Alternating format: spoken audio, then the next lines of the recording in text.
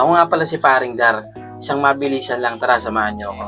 Meron tayo lilinisan na top load washing na Samsung. Ito yung automatic washing machine na top load Samsung. Maraming hindi nakakaalam na akala nila yung mga washing na hindi na nililinisan pero sa totoo mini-maintenance dito ng cleaning yan, kagaya niyan. Talaga binabaklas yan. Meron niyang tab dyan sa loob. Nahugot na natin. Mamaya papakita ko sa inyo. Tapos, ito naman yung nag spin sa kanya. Ayan. Tapos, ito yung tab niya. Yan, nililinisan yan. Yung iba kasi akala nila, meron kasi dito sa mga automatic washing na yung self-clean na tinatawag. Akala nila kasi pag nag-self-clean, okay na yung washing. Hindi nila alam. Yung self-washing na yun, pag ginagamit lang yun, kunwari, pagkatas nyo maglaba, marami kayong nalaban. Ngayon, pwede nyo gawin yun para yung mga ibang dumi-dumi na nandun sa washing nyo, matatanggal.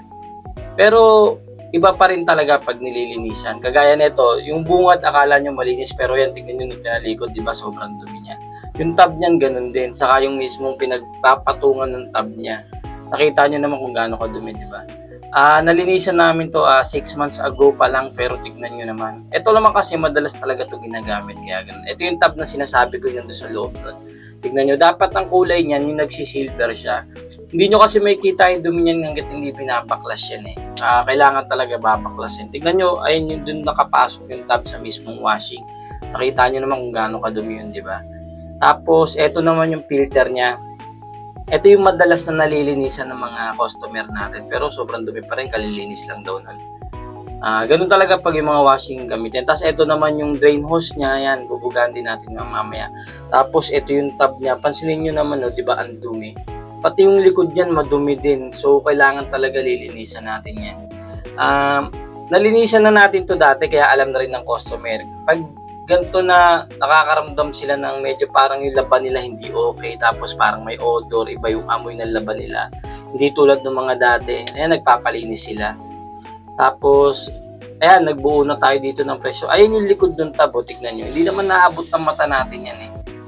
Nakikita lang yan pag binapaklas talaga siya. Pero yung mga customer natin, hindi yan makikita kasi nandun yan sa likod. Yung harap lang nakikita natin hanggang sa abot ng mata natin. Pero yan, hindi mo makikita yan hanggat hindi binabaklas. Yan yung nililinisan natin. Para sa hindi yung mga nakakaalam, yung washing nililinisan din yan. Hindi porket nagwawash yan doon sa loob, wala nang mga dumi-dumi na natitira dyan. Tulad nito, yung iba nga niyan pag lalo yung mga powder ginagamit, medyo matagal na. Yung mga debris niyan, yung chalk niyan parang nagiging cement talaga, napakahirap tanggalin yan. Ito kasi medyo nalinisan na natin 6 months ago, kaya hindi na rin siya ganun katindi. Pero nagkakaroon daw ng amoy yung laban nila, kaya nagpa-cleaning na rin sila. Ayan, tignan nyo, di ba natatanggal, nagiging silver siya. Hindi yan natatanggal sa mga kahit mag-self-wash kayo ng pang-washing. Yung nakikita nyo lang malilinis nun, saka mga ibang portion, pero yung kabuuan, hindi talaga. Ayan, tulad yan, bumabalik na siya sa pagka-silver niya. Tignan nyo naman, di ba yung dumi? Ayan, natatanggal talaga, nawa-white out talaga. O, ayan, bumabalik siya sa pagka-silver niya. Lalo na yung mga washing na may katagalan niya. Panoorin niyo iba namin video, may kita nyo kung gaano katindi yung dumi na nandun. Talagang sobrang dumi niya. As in, parang yung powder, nagiging cement talaga siya, ganun siya katigas. Ginagawa natin pag ganun, binababada natin ng chemical yun. Kasi, hindi basta matatanggal ng washer. Yan, tignan nyo naman, di ba, natatanggal yung dumi. Kaya yung sa mga hindi nakakaalam, yung washing po, nililinisan din po talaga yan. Kahit panoorin nyo sa mga iba kong video, nililinisan niya. Para sa preventive maintenance na rin. Para kung yung mga, yung mga washing nyo. Minsan kasi, yung customer natin, di ba, alam naman natin yan. Ko-contact lang yan pag meron ng problema. Minsan kasi pag ganun, mas napapamahal na sila kasi marami nang naapektuhan, nag-error na yung board. Hindi tulad ng na-maintenance na nasisilip lahat. Ultimo yung blower niya, yung pan niya doon sa ilalim, yung mga control niya, yung mga sensor niya. Pag na-maintenance siya, lahat yun nakikita natin. So, pag ganun kasi, mapapaliit yung costing, yung gastos ng customer. Yung iba kasi hindi nila alam na nililinisan nga pala to. Kasi ang alam lang nila, syempre washing yan, di ba?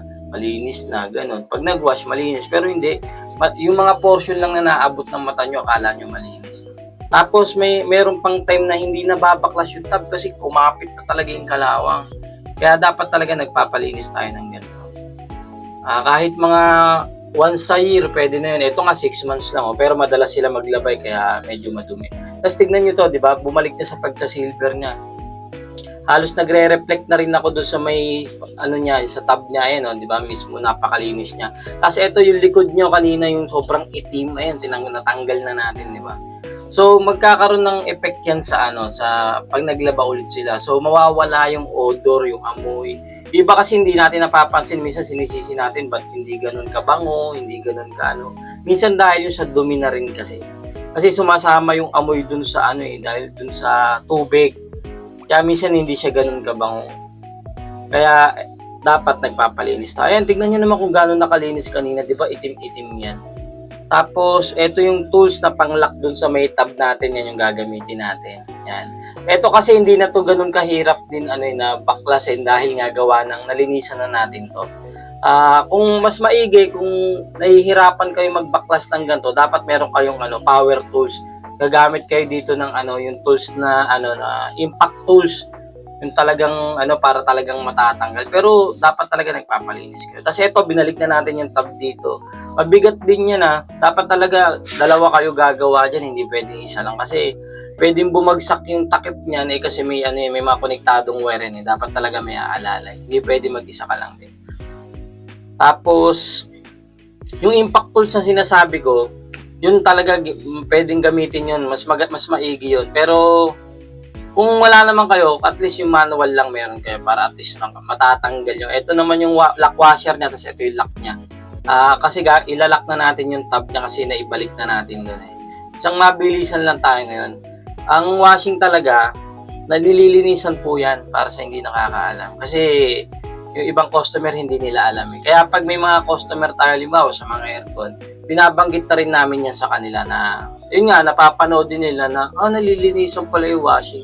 Yun, yung iba kasi maraming hindi nakakaalam. Ang alam lang nila yung mga aircon lang, mga ganun. Pero ito nililinisan din. Nakita nyo naman, di ba, kung gaano kadumi kanina. Tapos, nung nalinisan siya, yun, mawawala na yung amoy nito, hindi tulad ng mga. Kaya yung sa mga customer natin, pansinin nyo yung washing nyo kung yung hindi na siya ganun kaganda lumaba, tapos yung amoy niya parang nakukulangan kayo. Yun, dahil kasi minsan yun sa sobrang dumi na hindi naaabot ng mata natin. Na madumi pala, hindi pa rin natin alam. Basihan nyo rin kung gaano na ba siya katagal. Yan. Lalo na yung mga 1 taon na yan, pwede na yan. Mga 1 taon, 2 taon. Lalo na kung gamitin nyo, napakadumi niyan sigurado kami. Kasi marami na kaming nalilinisan na laging ganun Tapos, yun lang. Tapos na kami rito. Nalinisan na namin washing, tapos pinagana na namin ni Master Carlo. Yun lang, kung may mga iba kayong tanong, message lang kayo sa akin, sasagutin ko kayo. Yun lang, thank you, salamat.